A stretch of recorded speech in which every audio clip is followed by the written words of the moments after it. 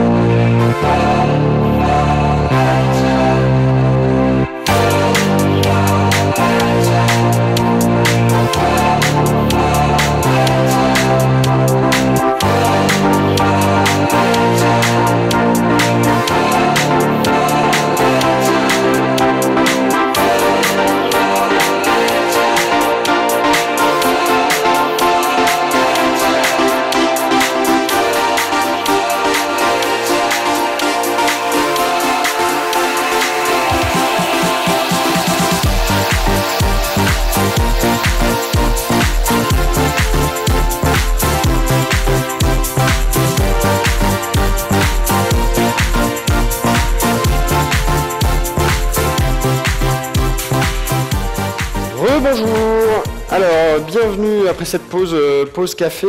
Nous allons parler dans les minutes qui vont venir d'un sujet qui est cher à mes yeux, qui est cher aussi aux yeux de pas mal de participants, qui ne sont pas forcément des pure players du web, qui sont des TPE, des PME, des grands groupes, des collectivités, et des agences aussi, qui ont envie d'accompagner un mouvement qui est né déjà il y a quelques temps, dont on parle beaucoup, parfois un peu trop, qui est un peu le buzzword du moment aussi, qui est la digital transformation. Alors transition numérique, transformation digitale, ce qui est un peu compliqué en français, qui fait un peu mal aux oreilles. Donc on va essayer de revenir un petit peu sur cette thématique avant d'accueillir les participants de la table ronde. Je vais juste vous passer quelques images qui vont apparaître à l'écran sans tarder. Pour essayer de vous faire prendre conscience de pourquoi est-ce qu'aujourd'hui on parle de cette thématique-là. Alors évidemment, transformation digitale, l'impact du numérique sur les business models, on l'a tous en mémoire, ce qui a pu se passer dans le domaine de la musique, avec très tôt des ruptures de business models qui sont apparues, liées à des ruptures technologiques aussi, et avec aujourd'hui une complexification des chaînes de valeur dans la musique qui a permis de faire sortir tout un tas de startups. Alors je suis sûr que vous avez tous soit Deezer, soit Spotify aujourd'hui de votre côté, peut-être même d'autres systèmes d'écoute légaux ou illégaux, la plupart du temps en streaming avec ou pas du download. En tout cas, c'était une des premières vagues qu'on a pu voir apparaître.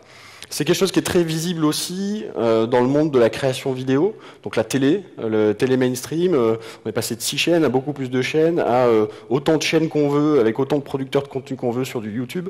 Et puis aujourd'hui, d'autres modèles qui disruptent complètement la création.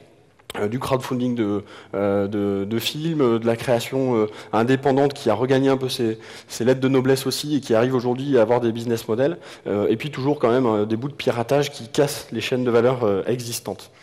Ça ne se retrouve pas forcément que dans la création digitalisée, ça se retrouve dans les hôtels. On pense évidemment à Airbnb, on pense aussi aujourd'hui aux géants de l'hôtellerie qui s'auto-disruptent en lançant des sites comme Booking. Par exemple, c'est Accor qui a lancé il n'y a pas très longtemps un MeToo de Booking en espérant récupérer une partie de la valeur qu'ils ont perdue.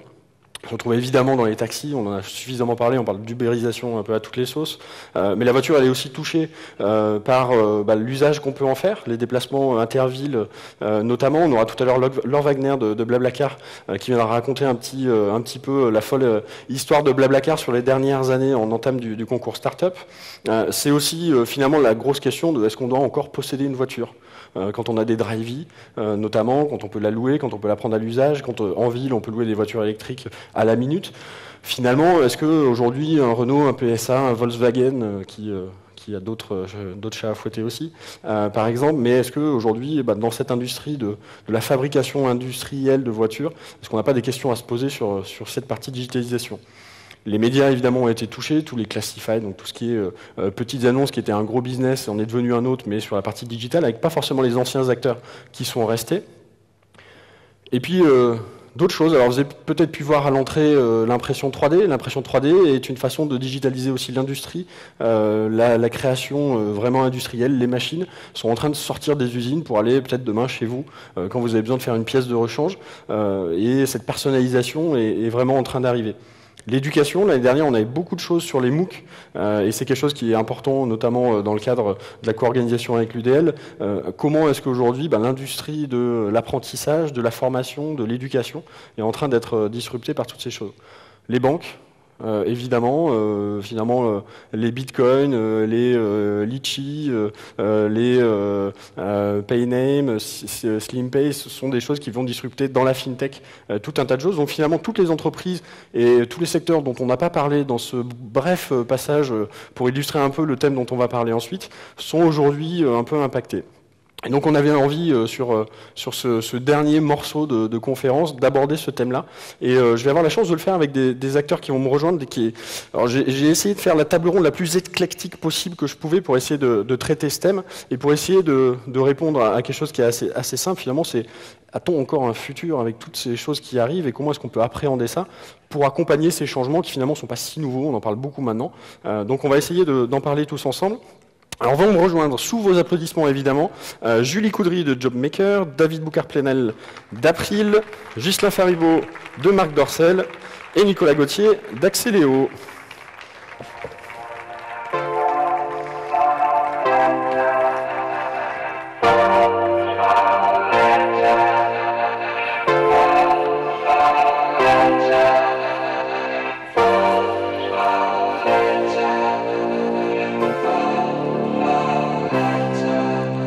Alors, petite précision, on va essayer de faire... Alors, en préparant, on a essayé de se dire qu'on n'allait pas faire un exposé sur la digital transformation, qu'on allait plutôt essayer de partager les expériences très pratico-pratiques de tous ceux qui sont autour de la table. On va faire un petit tour et ils vont vous expliquer pourquoi est-ce qu'ils sont là et par quel bout de la digital transformation ils sont arrivés finalement sur cette plénière. Et je pense que ça va être assez intéressant. On a des profils vraiment très différents. Et donc pour prendre les questions tout au long de cette table ronde, on va faire un petit peu comme hier avec les VC. Si vous avez des questions pertinentes ou pas pertinentes, on verra, on jugera. Lancez-les-moi sur Twitter, @Guillem, si vous restez encore un peu de batterie. Je les modérerai au fur et à mesure et puis on verra ce qu'on en fait. Voilà, ça je le garde pour après. Honneur aux filles. Julie. Alors vous allez voir, c'est des parcours très éclectiques et ils ont tous en commun d'être une partie, d'avoir une vision de ce qui fait la transformation digitale des entreprises par des métiers très différents. Et finalement, je pense que dans les échanges qu'ils ont pu avoir en préparant et qu'ils auront peut-être encore après, c'est super complémentaire. Donc je pense que ça va être passionnant. Bonjour à tous, moi je suis David Boucard, je travaille chez April depuis maintenant 2 ans et je suis en charge d'une cellule dédiée à l'innovation de rupture et relations start-up. Alors au-delà du côté ronflant du titre, en pratique vraiment c'est un mini fonds d'investissement interne qui finance et aide à développer des projets à l'intérieur du groupe et qui change nos business models, et une structure qui également est en charge de la veille stratégique et de l'intelligence business, notamment à l'international pour le groupe. Enfin, la dernière partie qu'on essaie de construire, et qui n'est pas simple, on en reparlera, c'est tout ce qui est relations start-up. C'est-à-dire comment est-ce qu'on co-construit et développe des produits et services avec des start-up sur des modèles complètement innovants à l'intérieur d'un groupe comme le groupe April. Donc voilà, je suis arrivé dans le groupe après avoir managé un accélérateur start-up à Boston. Je n'étais pas du tout du monde de l'assurance. Et donc on essaie de faire bouger une industrie qui est traditionnellement un peu immobile, mais qui est de plus en plus touchée par des nouveaux modèles. Juste pour rappeler, c'est super intéressant d'avoir un assureur. Je te mets dans la case assureur, mais d'avoir un assureur parce que historiquement quand même le métier de l'assureur, c'est de calculer le risque et de tout faire pour gagner de l'argent sur du risque. Oui. Donc c'est des actuaires qui compilent des petits chiffres pour essayer de se dire comment est-ce que je peux réduire au maximum le risque pour la société, parce que c'est leur plus grosse hantise. Et innover dans ce cadre-là, culturellement, on verra que c'est peut-être un peu compliqué. C'est antinomique, effectivement. Julie ? Bonjour à tous. Moi, je m'appelle donc Julie Coudry. Je suis la fondatrice de Jobmaker, qui fait partie des startups qui sont sur ce marché du travail à l'aube de la disruption. C'est puisque le marché du travail, c'est un marché comme les autres, qui est un marché économique, 600 milliards de dollars annuels, donc avec des géants comme dans d'autres secteurs d'activité. Et effectivement, comme d'autres secteurs d'activité, connaît des enjeux sur comment est-ce que ce marché va se transformer avec l'arrivée de nouvelles entreprises qui sont des startups et qui amènent en fait une transformation de la logique générale du marché. C'est pas parce qu'elles apportent uniquement des innovations technologiques, mais finalement on se rend compte que ce qu'elles amènent, c'est une autre vision de ce qui fait la valeur d'échange sur le marché. Et ça, je crois que c'est le plus difficile et c'est ce qui fait les grandes réussites ou les pas du tout réussites en termes de transformation numérique. C'est intéressant à avoir en tête dans la façon aussi dont les entreprises envisagent leur transformation numérique. Est-ce qu'elles sont vraiment dans une transformation ou est-ce qu'elles mettent une couche de techno et de numérique sur des vieux systèmes ou une couche de marketing aussi sur une vieille image. Voilà, par exemple. Et ce qui est important aussi, c'est que le marché du travail et l'enjeu du management, en fait, on se rend compte qu'ils vont être au cœur de la transformation numérique, puisque qui dit transformation numérique, de mon point de vue, dit aussi transformation culturelle de l'entreprise, et ça a forcément des impacts dans l'approche du management, par exemple, plus horizontal ou avec des mouvements de réciprocité. Enfin, on pourra en parler tout à l'heure, mais en tout cas, c'est un marché qui lui-même est au cœur des autres secteurs d'activité et qui donc va impacter la réussite de cette transformation. Je pense que ça sera un trait d'union de toute manière dans toutes les réflexions qu'on va avoir, parce que effectivement, l'humain, on va pas casser le suspense en disant ça. Évidemment, l'humain est au cœur de la transformation. Pour revenir vers toi, Ghislain, on t'avait en plénière avant le déjeuner, alors sur un sujet complètement différent qui était celui de la communication. Alors pour ceux qui étaient peut-être là tout à l'heure, vous pouvez vous demander pourquoi est-ce qu'il revient maintenant. Tout simplement parce que en fait, tu es un peu dans le rôle de la PME tradi qui a dû évoluer et qui s'est pris vague après vague techno. Raconte-nous un peu ça. Ouais, petite PME, parce que effectivement, il y a l'industrie adulte a évolué tous les 10 ans. Donc toutes les décennies, il y avait un nouveau support de diffusion ou de diffusion du contenu. Et donc du coup, toutes les entreprises qui à l'époque pouvaient être reines de leur activité pendant cette période-là n'ont pas forcément suivi à la suivante. Et c'est la particularité de Dorsel, c'est que finalement d'être resté suffisamment souple et agile et d'avoir adopté toutes ces nouvelles technologies et finalement de s'être transformé digitalement, mais même bien avant le digital, d'avoir pu accompagner ces évolutions. On y reviendra. Juste pour finir le petit round, pas d'observation mais de présentation. Bonsoir, donc, je m'appelle Nicolas Gauthier. Je suis partenaire chez Axeléo. Axeléo, c'est un accélérateur lyonnais de start-up qui est vieux ou jeune. Ça fait 2 ans le mois prochain, donc c'est dans ce monde-là, je crois que c'est vieux, mais c'est quand même récent. Donc c'est un accélérateur qui a aujourd'hui un portefeuille de 13 sociétés, 13 start-up qu'on accompagne sur environ un dossier de 600 dossiers examinés. Voilà, aujourd'hui c'est 20 millions levés. Donc ça fait un peu moins de 2 millions par start-up. Et puis, ça change tous les jours, mais entre 160 et 180 emplois aujourd'hui dans ces start-up-là. Alors aussi l'idée de ta présence, outre le fait que tu es un représentant en ayant une vue un peu globale sur beaucoup de start-up, donc un peu qui peut donner le ton sur le marché et sur là où sont les innovations, c'est que tu as la particularité d'avoir longtemps été plutôt côté grands groupes, à accompagner des grands groupes dans leur transformation. Parce qu'en fait, je suis un bébé dans les start-up. Moi. En fait, c'est depuis avant l'été. J'ai un passé depuis...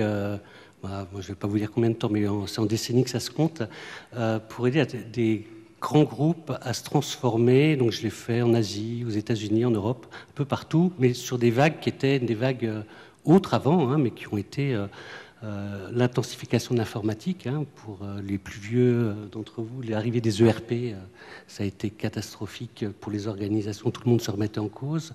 Il y a eu l'ouverture des pays émergents, quoi. Bref. Il y a eu un certain nombre de vagues et de petites tsunamis avant qui ont secoué très fortement les grands groupes sur la planète. Et donc, ce sont des groupes qui ont, petit à petit, ont dû se transformer plus ou moins rapidement sous la pression, mais toujours de manière plus ou moins douloureuse, durant les 20 à 25 dernières années. Il se trouve que depuis, disons, le milieu des années 2000, ils commencent à être sensibilisés un petit peu par le monde des jeunes, des startups. Qu'est-ce qui se passe? Donc au début, ça n'a rien à voir avec moi, c'est pas mon business, c'est pas ce que je fais. Après, bon, ils font encore quelques petits trucs, mais ça me touche pas vraiment parce que, attendez, on n'a pas le même chiffre d'affaires, hein. Donc il leur manque quand même quelques zéros. Après, bon, ça nous fera pas de mal. Après, c'est bon, on peut les racheter, de toute façon, on a les moyens. Et puis, il y en a d'autres qui sont plus loin en disant, attendez, il faut vraiment qu'on fasse quelque chose parce que, d'abord, on ne sait pas comment, mais sinon, on n'est plus là. Alors, je ne vais pas caricaturer, c'est pas la majorité, et ça ne sera pas la majorité, hein. Voilà. Mais ce qui est intéressant, c'est que moi, je suis plutôt le lien, je viens plutôt de l'ancien monde, et ça fait une dizaine d'années, en travaillant pas mal avec l'Observatoire NetExplo des usages, hein, du numérique, qu'on voit finalement toutes les grandes entreprises qui voient arriver tout ça et qui disent qu'est-ce que ça va changer chez moi, en interne, et quelle masse d'efforts ça va représenter au sein de mon organisation.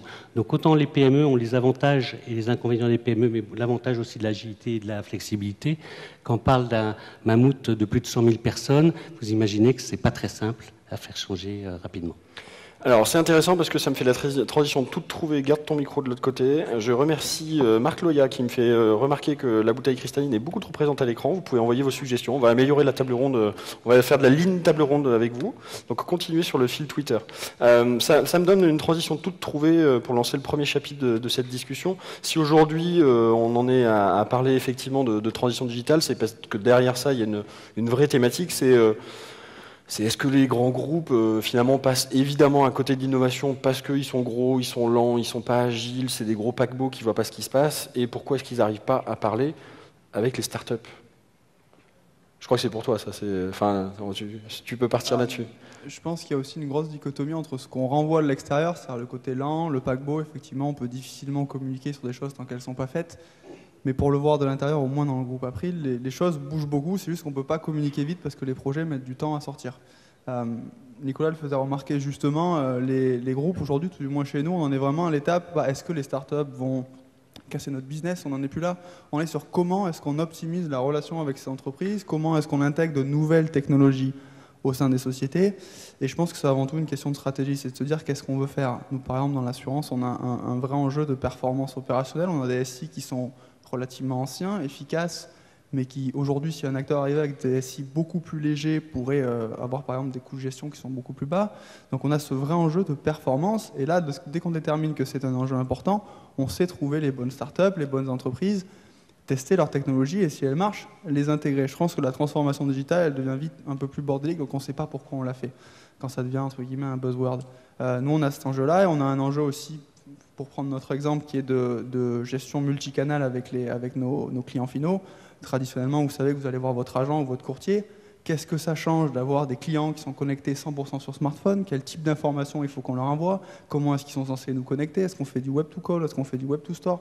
C'est totalement nouveau et on ne peut pas vouloir aller trop vite avec ces clients. Donc on teste des choses, mais plutôt à petite échelle.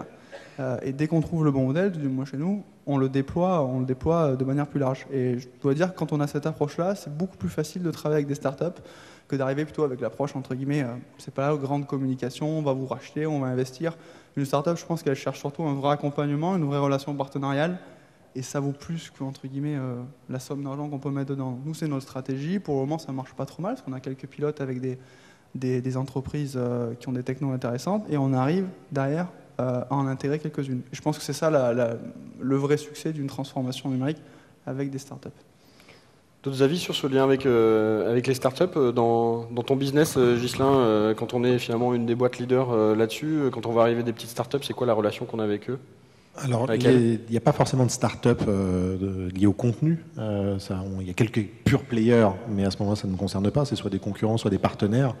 L'actualité sur les start-up, c'est plutôt pour nous très intéressant d'échanger et de voir quelles sont les nouvelles technologies ou les nouveaux moyens de diffusion, de paiement, etc. qu'ils peuvent avoir et comment nous, on peut les adapter et les adopter pour nos contenus et nos services. Et en général, effectivement, en tant que petite PME, on travaille mieux avec des petites startups, ou en tout cas avec des startups, plutôt qu'avec des grands groupes, où dans le business model, on n'arrivera jamais à s'entendre, et dans la souplesse, on n'arrivera pas à s'entendre. Et souvent, les startups aiment bien venir bosser avec nous, parce que ça leur fait un premier case, plutôt sympa, plutôt marrant, et du coup, une bonne référence qu'ils peuvent revendre.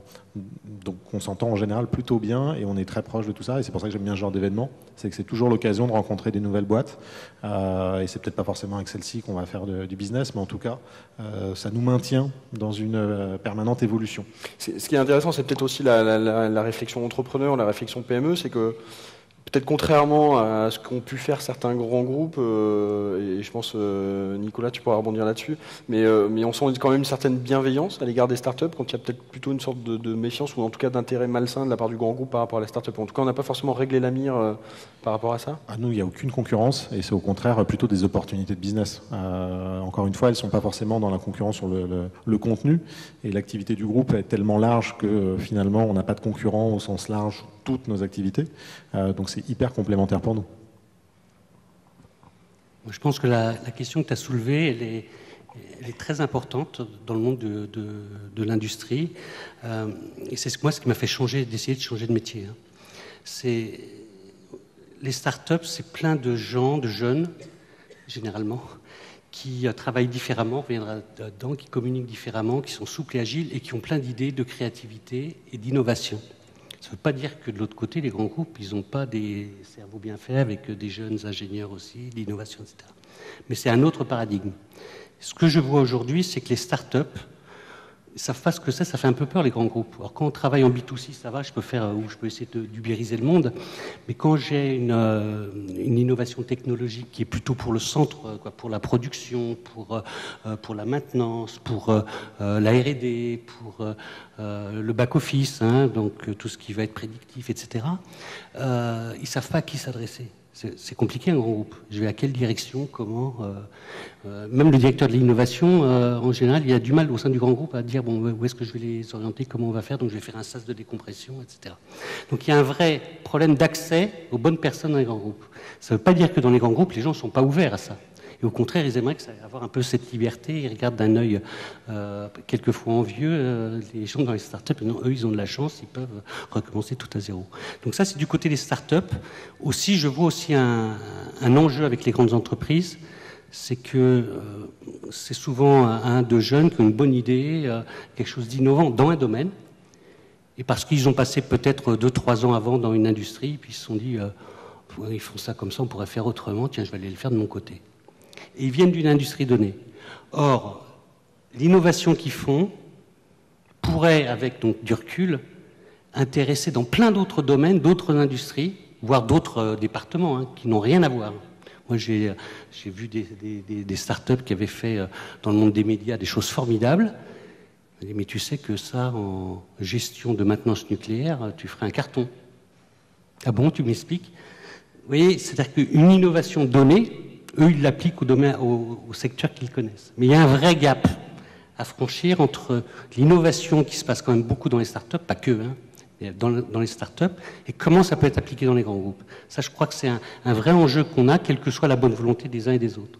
Alors, en parlant de bonne volonté, on a Ludovic qui revient sur un point dans la salle, sur la peur du changement, la peur de perdre sa position dans un grand groupe, le politique finalement qui revient au galop. Alors ça, je me tourne vers vous deux parce que je pense que c'est des sujets où là on va toucher un peu aux objectifs humains versus les objectifs de l'organisation.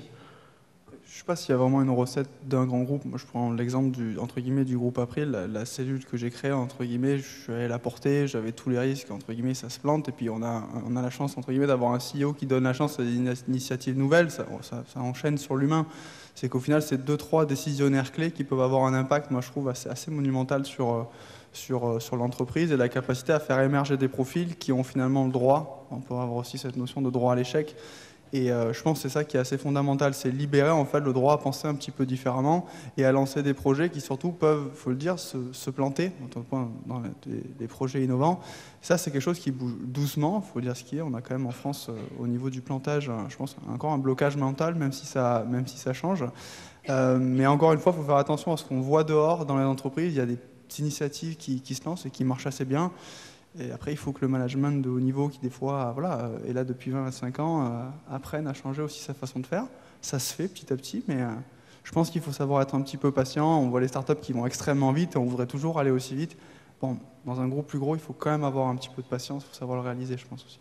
Il faut avoir un peu de patience parce qu'on ne peut pas du jour au lendemain virer 50% des gens, prendre des gens plus jeunes qui comprennent le digital et puis c'est reparti. Oui, puis en plus il faut le démontrer, c'est bien beau d'arriver et dire à votre CEO, ouais je pense que demain, vous voyez, Driveease arrive, il change tout, il faut changer, il faut faire des nouveaux produits d'assurance qui vont couvrir, tout le monde va louer sa voiture. On peut comprendre le scepticisme de quelqu'un qui a vu 25 ans d'une industrie marcher de telle manière, vous arrivez, petit jeune, il y a une industrie qui s'est sortie il y a 2 ans et qui effectivement grossit, mais il faut remettre en perspective, les startups, même celles qui réalisent très bien, représentent des fois 1/1000 du chiffre d'affaires des gros groupes. Donc on peut entre guillemets comprendre, si on se fait l'avocat du diable, le grand groupe qui les regarde en disant bon, il y a encore un peu le temps avant que ça change. Donc il faut arriver à adapter le message et à les immerger, à leur montrer que si on multiplie ces startups par des dizaines, des centaines qui sont dans notre industrie, là oui, il va y avoir un impact sur votre industrie et là ils écoutent un petit peu plus.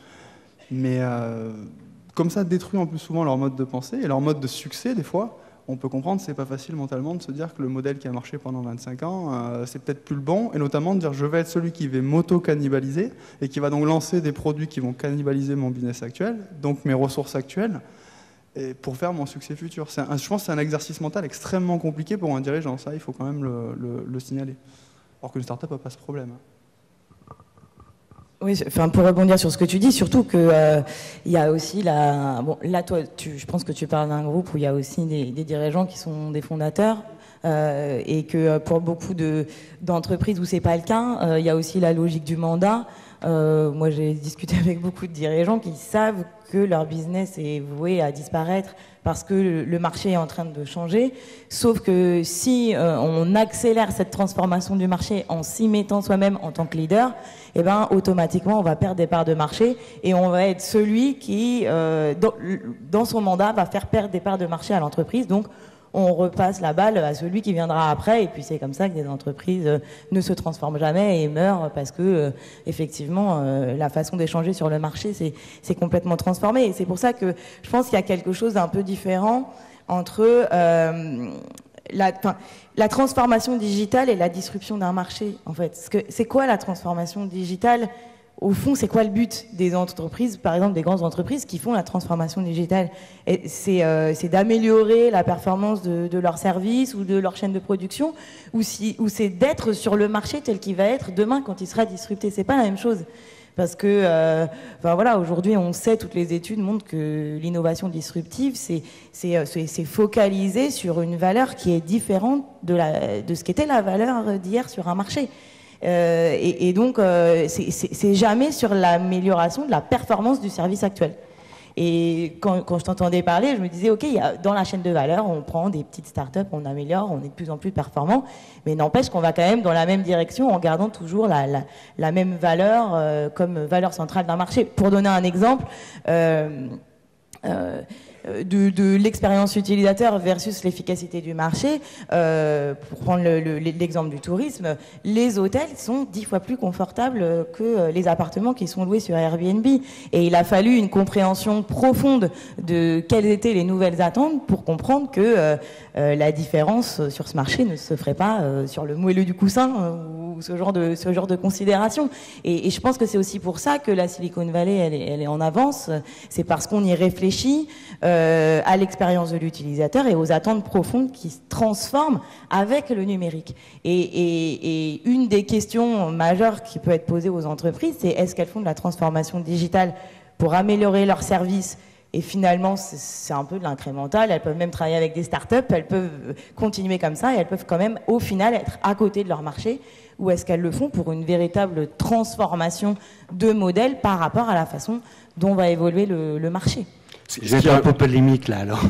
Parce que je pense que ça, c'est une vision qui se défend, mais qui est caricaturale pour les services.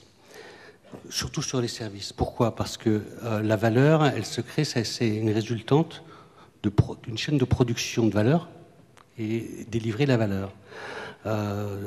Le business model, la transformation du business model, ça se fait tous les jours. Ça s'est fait avant, maintenant ça se fait plus rapidement. C'est un accélérateur. Mais il y a eu des transformations dans l'histoire de business model. Il y en a toutes les décennies. Là, pour le moment, c'est plus fort.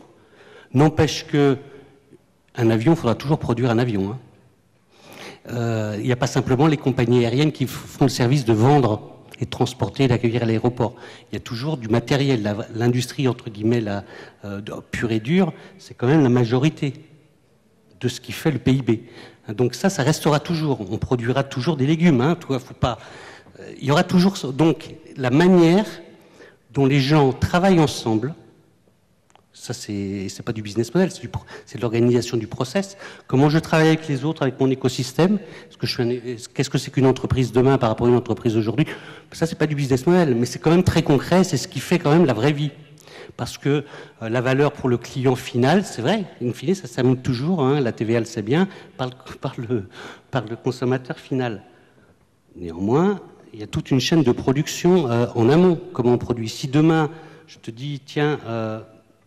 il n'y a plus d'usine dans telle industrie. On peut rêver, mais ça viendra. Moi, je vous le dis, sur certaines industries, ça viendra. Il n'y a plus d'usine, ça sera dans des stores au bas de chez toi que se feront des choses. Et on vendra de l'algorithmie. C'est une transformation de business model. Toujours est-il que le produit, à la fin, il existe toujours. J'aurai ma lentille de contact, j'aurai mon yaourt, j'aurai ce que tu veux. Donc, il y aura toujours le produit.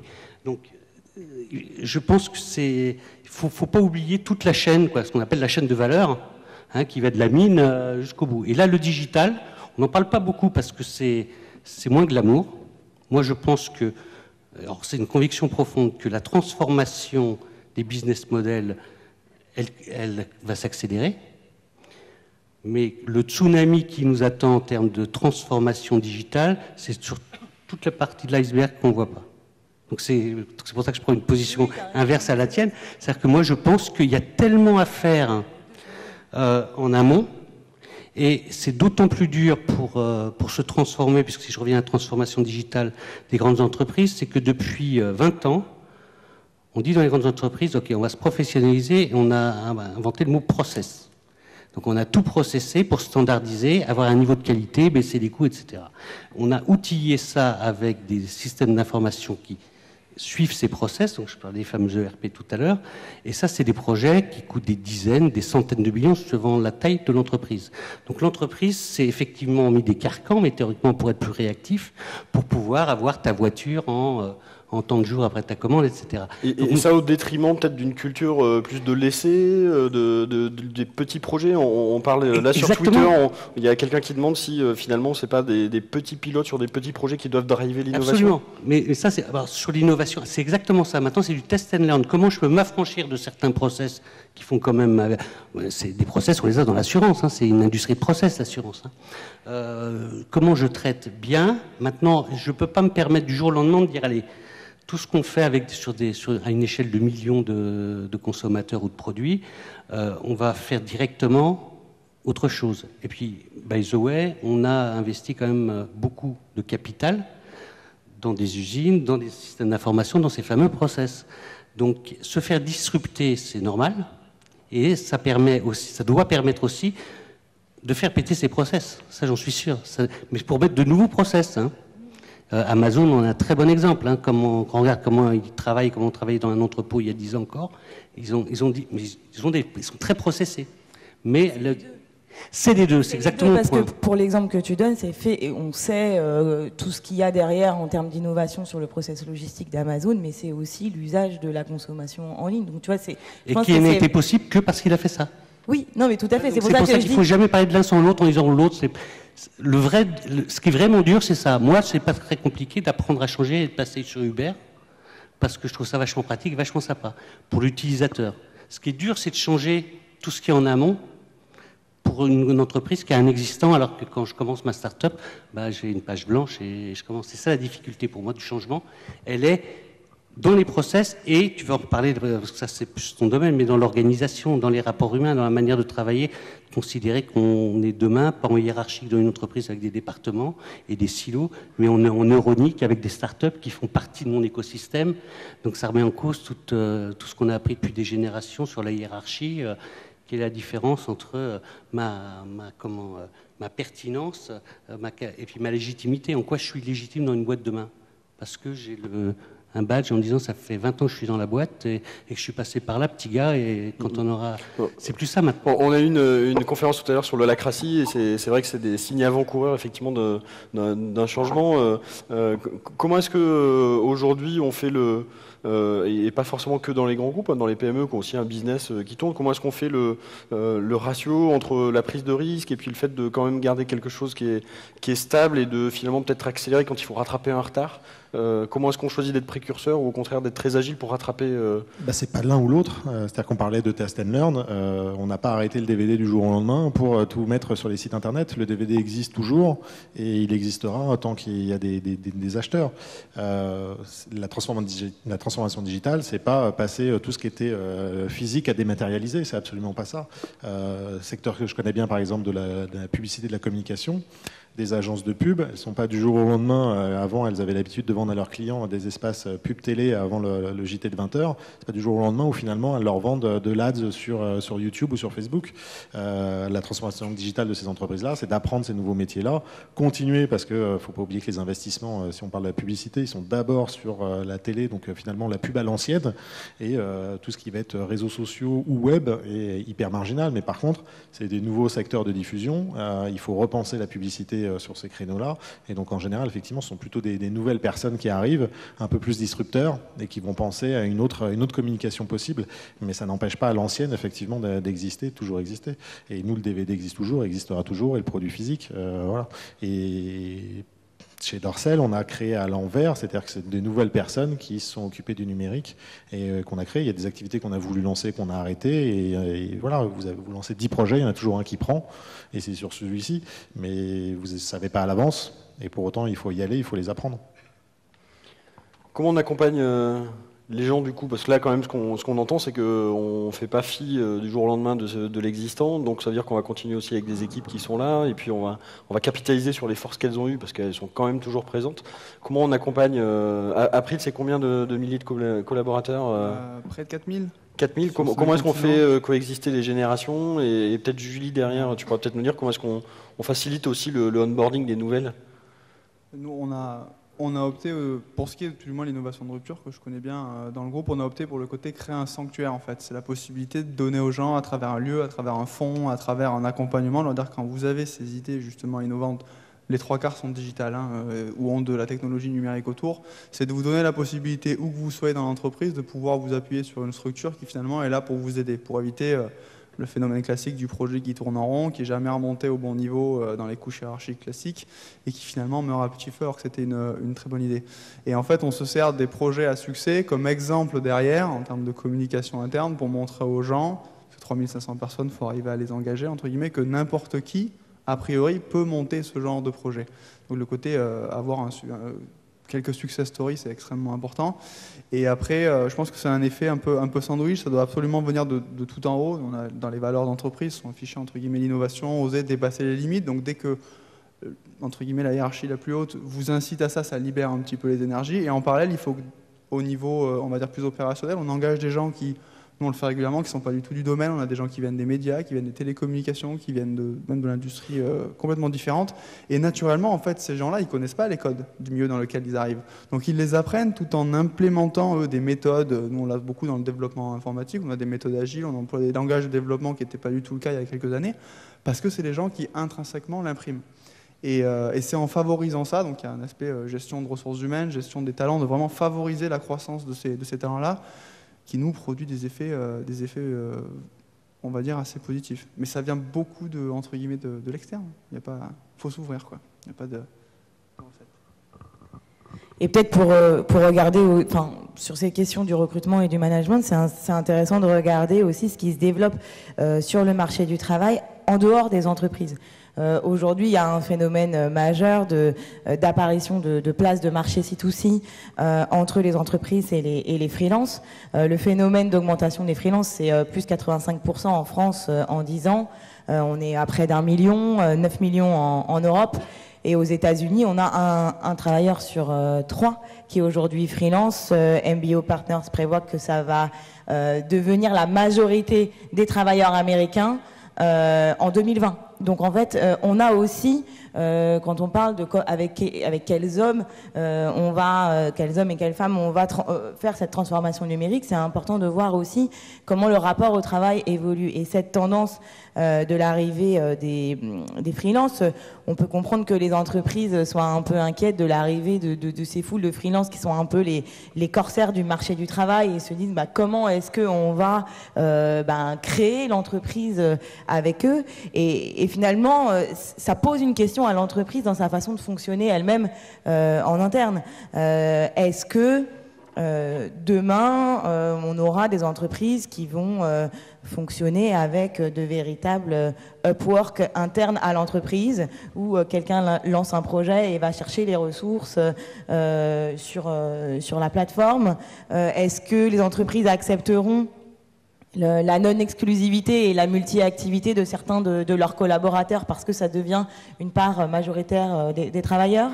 Ou encore, est-ce qu'elles intégreront la logique, par exemple, de notation réciproque à l'issue d'une mission, comme ça se fait sur ces places de marché C2C? C'est d'ailleurs ça qui fait que ça marche, en dépit de toute considération hiérarchique, avec cette attente aussi d'horizontalisation de l'organisation, qui veut dire aussi un rééquilibrage du rapport de force, et donc de repenser la façon dont sont organisées en interne les organisations, parce que le digital, c'est aussi des usages et une culture, et quand on voit des choses qui marchent comme ça à l'extérieur, pour se transformer, la question se pose aux entreprises sur, comme tu disais tout à l'heure, comment est-ce qu'elles sont capables de s'approprier pour elles-mêmes ces usages et ces mécanismes.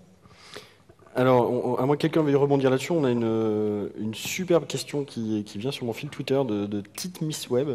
Et je pense que ça donne un autre éclairage aussi, dire moi je suis dans une entreprise, je sens qu'elle devrait changer plus vite. Quels sont les bons arguments que moi, finalement, individu au sein d'une organisation, je peux avancer pour essayer de faire bouger de l'intérieur aussi? Parce que effectivement, si on prend une organisation, souvent il y a des bonnes volontés, il y a des bright spots, comme on dit, qui veulent faire bouger. Comment convaincre quand forcément on n'est pas organisé comme chez April ou comme dans d'autres PME comme la tienne, où on accepte le changement, on est peut-être plus statique? Comment on devient un champion du changement? La clé, je pense, c'est quand même d'arriver avec, entre guillemets, des preuves. Quand on vient avec un nouveau projet, quand on vient avec une idée qui renverse la façon dont l'entreprise fonctionne à l'heure actuelle, on va se heurter quasiment systématiquement à soit un refus, soit un blocage, ou du moins dans les hiérarchies traditionnelles. Et en fait, je pense que c'est l'entreprise qui a le premier rôle à faire en engageant des profils un petit peu, j'allais dire, rebelles. Enfin, rien n'arrive dans le vide, je veux dire, c'est pas naturellement qu'une entreprise qui n'est pas innovante, un jour des collaborateurs vont se réveiller, vont se transformer en champions du digital et d'un coup casser les... Enfin, moi j'y crois relativement peu. Par contre, en recrutant au fur et à mesure des gens de profils complètement éclectiques, mais avec des savoir-faire bien précis, automatiquement ça va remonter, et ces gens-là, en fait, je parle qu'ils font fi de la hiérarchie, mais il faut avoir une intelligence, je vais dire, un peu émotionnelle, de dire voilà, je vois à peu près comment est ma structure hiérarchique d'entreprise, qu'est-ce que je peux bypasser, qu'est-ce que je peux casser, qu'est-ce que je peux pas casser, et finalement se rendre compte que on n'a pas grand-chose à perdre. En fait, moi, j'essaie d'encourager les collaborateurs chez nous qui ont souvent peur, ils me disent mais j'ai une idée, mais si elle n'arrive pas jusqu'au bout, je vais passer pour un con, littéralement. Enfin, quand j'entends ça, ça me choque. C'est de me dire au final, c'est pas ça la clé. La clé, c'est que si ça réussit, tu vas pouvoir peut-être catapulter 4 échelons plus haut, de retrouver une star dans la société, avoir peut-être ta propre start-up interne. Et en fait, c'est ça qu'on essaie de leur faire comprendre. C'est que le risque perçu, il est quasi nul les 3 quarts du temps, à vouloir expliquer une nouvelle idée. Si elle se plante, au pire, tu restes dans ton boulot actuel et puis on t'aura vu sortir. Et dès qu'il y a en fait un changement de mentalité comme ça, les gens en fait se libèrent. Et naturellement, les projets progressent parce que les hiérarchies sont ouvertes, des messages qui leur arrivaient pas jusqu'à maintenant parce que les gens étaient intrinsèquement bloqués leur arrivent, ils se rendent compte que leurs équipes sont plus performantes et ont des bonnes idées, et eux, en retour, ils leur donnent plus de liberté. Je pense que, c'est par ma propre expérience, mais je pense que ça passe par ça. Mais il faut insérer quelques, j'allais dire, petits rebelles un peu dans l'entreprise, qui donnent le ton et qui font un peu effet boule de neige derrière. Je pense que c'est un truisme de dire que ça dépend de la culture de l'entreprise. Et c'est assez indépendant de la taille. Il peut y avoir des PME très conservatrices. Moi, j'ai toujours ça sera plus facile dans une entreprise qui permet justement cette liberté, la rébellion, qui a la culture du droit à l'échec, etc. Donc de l'entrepreneuriat. Et ça, c'est indépendant de la taille des entreprises. Pour vous donner un exemple, vous connaissez peut-être l'histoire de General Electric où Jack Welch avait lancé le programme DestroyMyJob.com, hein, où il avait pris un gars de 25 ans, donc c'était le patron, à l'époque c'était la plus grosse entreprise du monde, un gars de 25 ans, il lui avait dit tu t'assieds à côté de moi et tu regardes ce que je fais, tu me casses tout ce que j'ai à faire pendant toute la journée. Et ceci pendant 6 mois, il avait incité les gens de l'entreprise à faire la même chose. Non, ils sont là pour casser votre job, pas pour vous foutre à la porte, pour casser la manière dont vous faites. Donc évidemment, c'est caricatural ce que je dis là, mais quand vous avez en haut des patrons qui walk the talk, hein, qui mettent en application ce qu'ils disent, c'est plus facile, ça suinte, ça percole dans l'organisation. Moi, je vous pose la question, est-ce que votre patron, il tweet, il a un compte Twitter, est-ce qu'il va sur Facebook, est-ce qu'il lit ses mails? Rien que ça, c'est déjà pas mal. Hein. Moi, j'ai vu des patrons qui disaient, mais vous savez, je lis mes mails. Hein. Donc, c'est comme si c'était quelque chose de formidable. Donc, ça dépend vraiment de l'entreprise. Et ça, c'est indépendant de la taille. Après, hélas, je pense que dans les entreprises où on est perdu parce qu'on voit personne autour de soi qui peut le faire, on peut en parler à la DRH, mais hélas, toi, tu es bien placé pour en parler. Je pense que la DRH est une des directions les plus impactées, les plus mal à l'aise actuellement avec cette demande hein, des collaborateurs. Donc très souvent, ce qu'on voit, c'est que les gens partent, les talents partent, mais c'est pas très grave parce qu'il y a des sociétés qui ont besoin de ces talents-là et qui vont leur ouvrir les bras. J'ai 2 exemples en tête de très grandes entreprises qui ont annoncé dans les 30 derniers jours des choses importantes. C'était, vous connaissez sans doute dans le monde de l'informatique et du conseil, Accenture et Deloitte. Chacune, c'est des boîtes entre 200 et 400 000 personnes, hein, donc c'est des talents. C'est-à-dire que leur matière première, c'est la matière grise. Donc, sur chaque mission, sur chaque projet, j'évalue. Donc, vous pouvez imaginer qu'ils ont des processus, rodés de chez rodés, les machines qui vont avec, quoi, tout ce qu'il faut pour évaluer toute l'année votre évaluation, votre compétence et vos progrès. Ils ont annoncé qu'ils supprimaient la notion d'évaluation au sein du groupe. C'est disruptant quand même. Hein. On va parler de talent, d'évolution de talent, ce ne sera pas fait, et ils vont repenser complètement leur process en disant on met trop d'énergie là-dedans par rapport à ce que ça nous rapporte. Et donc, alors ça va se faire progressivement, hein, c'est pays par pays, mais ils sont en train de dire ok, on va tout disrupter, alors que c'est leur cœur de business quand même, hein, les talents, hein, la gestion des talents et les faire monter. Tu rentres petit soldat, un jour tu seras général. Et ça, c'est fini. Et maintenant, il faut qu'on bouleverse ça. Donc, ça veut dire que ça ne dépend pas de la taille, ça dépend, moi, je pense, de la culture de l'entreprise. Et même les cultures de mastodonte peuvent changer. La culture d'entreprise chez Marc Dorcel, c'est que l'innovation peut venir de tout le monde ou c'est descendant et le groupe doit suivre? Ah non, on n'a volontairement pas d'organigramme pour que voilà, il y ait une communication et une souplesse d'interaction et d'échange qui soit forte. Pour répondre à la question, pour moi, il faut effectivement, ça dépend du top management, mais il faut que le collaborateur ose. Si le collaborateur n'ose pas parler de son idée, de toute façon, il ne la portera jamais jusqu'au bout parce qu'au moindre échec, ça voudrait dire qu'il va s'arrêter là. Et sur un projet, vous allez avoir beaucoup de barrières. Et ensuite, il faut à la fois effrayer et rassurer finalement son employeur, parce que l'effrayer pour lui dire attention, là il y a ça qui peut arriver, et donc du coup vous risquez d'aller dans un mur, mais regardez, moi de ce problème-là j'arrive avec la solution, et on a peut-être ça qu'il faudrait essayer, développer, et de venir déjà avec un concept un peu plus abouti sur quelle pourrait être la solution, et de la travailler ensemble avec cette direction pour avancer vers quelque chose. Question qui vient de Twitter, quid des budgets? J'ai envie de montrer que des choses peuvent changer, est-ce que je vais être bloqué parce que ça demande du budget? Comment on fait? On est en mode débrouille? Faut hacker le truc? Ouais, il y a un côté hacking. Hein. Je pense que, clairement, pour notre cas, ça a été quelqu'un qui a cru en fait dans ce projet. Je prends l'exemple de la cellule et qui a dit voilà, je fais le pari et je donne un budget pour commencer. Montre-nous ce que tu peux faire et en fonction de ça, on le fera grandir. Mais parce que comme tu le disais, il y a eu, mais parce que comme tu le disais justement, il y a eu le côté voilà le constat, voilà la peur que vous devez avoir, mais voilà la solution, vous y croyez ou pas, hein, mais qu'on veut vous apporter. Et en fait, c'est exactement ce qu'on demande derrière aux gens qui portent des projets innovants dans le groupe, c'est de dire ok, venez avec une idée, une solution, mais comment vous avez structuré cette idée en un concept qui démontre qu'effectivement il y a quelque chose à aller chercher derrière pour le groupe. Et c'est pour ça qu'il y a à côté, on va aller gestion des talents, gestion des compétences, on essaye, nous, de mettre à disposition le plus de matériel entre guillemets éducatif autour de l'innovation, autour de gestion de projet, parce que c'est pas quelque chose qui se mène de la manière d'un projet classique. Et au plus on le met à disposition des gens, au plus ils arrivent avec des billes et au plus ils arrivent à défendre un budget. Maintenant, la difficulté, c'est qu'au plus le projet est disruptif, au plus des fois le ROI est à long terme, au plus effectivement la gestion d'un budget est difficile. C'est plus simple d'obtenir un budget lorsqu'on promet un ROI à 6 mois ou 1 an que sur 3 ans. Après, j'ai pas de recette miracle là-dessus. Chaque entreprise est vraiment différente. Moi, il y a un mot que j'aime bien, c'est que je ne me qualifie pas comme un entrepreneur, mais comme un intrapreneur. Et je pense que ça change tout dans la transformation digitale d'une boîte. C'est si vous avez la volonté de développer des projets à l'intérieur. Soit vous vous contentez, entre guillemets, d'exécuter et de suivre ce petit périmètre, soit vous essayez d'apporter des nouvelles choses. Tout à l'heure, on parlait de l'Oculus, c'est un nouveau projet. Clairement, il n'y a pas de business model, mais en tout cas, c'est intéressant de creuser. On parlait d'expérience client pour le consommateur, c'est une nouvelle expérience. Et donc, du coup, ça nécessite d'y aller. On étudie les coûts, les budgets, et après, c'est une décision, un oui ou un non sur une organisation qui est assez souple, de se dire, bah, OK, banco, on fonce ou pas. Et en fonction du budget, bah, trouver les bons partenaires qui rentrent dans l'enveloppe.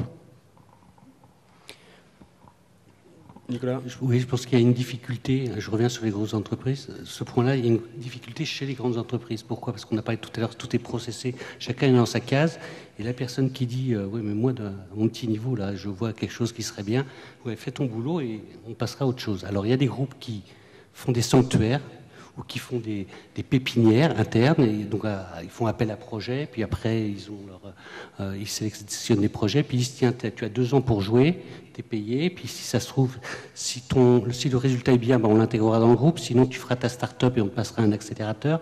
Voilà. Il y a un certain nombre de groupes comme ça, et ça marche très bien. Mais ils ne sont pas tous comme ça. Donc c'est difficile.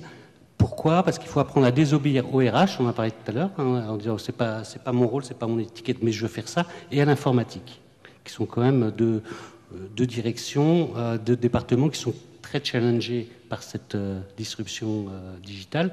Pourquoi ? Parce que c'est pas les choix informatiques que j'ai faits, je sais quoi cette technologie, je connais pas. Attends, t'es en train de vouloir me mettre ça alors qu'on vient d'investir là-dedans, quoi. Il y a toutes les bonnes raisons de pas faire. Or la personne elle dit bah oui, moi j'ai vu ça, on peut faire ça. Et dans une grande entreprise, s'il n'y a pas d'endroit un terrain de jeu qui est défini où l'employé peut lever la main et dire moi je voudrais jouer avec d'autres règles, c'est très difficile. Alors les groupes sont en train de prendre conscience de ça, on parle des fameux CDO, c'est une des premières choses qu'ils font en général, c'est de définir un certain terrain de jeu où on va pouvoir jouer à un moment donné avec ces idées-là, mais c'est beaucoup plus compliqué que des entreprises, des PME ou des ETI. Alors on va arriver au moment de la conclusion, parce que on a été pris par la discussion et le temps a déjà bien tourné. Peut-être pour conclure, ce que je ressens de tous les échanges, et c'est un peu ce qu'on avait de toute manière ressenti très tôt, c'est que finalement c'est pas le dirigeant de l'entreprise qui va décider de la transition digitale. En fait, il va décider de mettre en place les conditions pour que sa structure, son organisation, les personnes dans son organisation, la façon dont il va travailler avec des partenaires extérieurs, donc peut-être plus ouverts sur l'innovation ouverte et sur du travail en partenariat. Voilà, c'est le boulot du dirigeant, c'est d'arriver à mettre en place cette culture-là, cette organisation-là.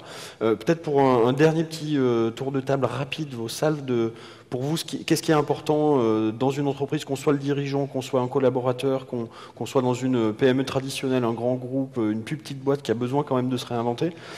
Ce serait quoi le petit conseil pour participer à la mise en route de cette culture? Je n'ai pas vraiment réfléchi à la question, mais la première idée qui me vient, c'est quand même de